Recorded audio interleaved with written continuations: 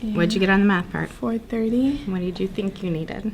I don't know. My teacher told me 420. Really? Oh my God! Stop.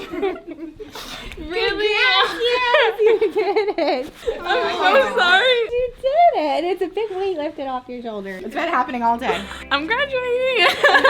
The difference that Khan Academy has made for my students is giving them real adaptive results that change the trajectory that that student is on, and they can actually see an outcome as far as a change in their SAT score. We had students who, by using Khan, they were able to make their graduation requirements. Seeing student success really is what propelled us that this is the way we needed to go in our district. The benefit that Khan Academy brings to our district here in Osceola County is that it allows all of our students to have an equal opportunity to be ready for the SAT. We have proven results with the use of Khan Academy. We know that when students score as high as they possibly can on the SAT, that it opens doors for them. My last score of SAT was 410.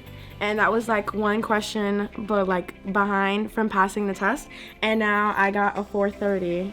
And I am able to graduate. So I took the SAT twice, junior year and senior year. When I took it in junior year, I hadn't used Khan Academy just yet.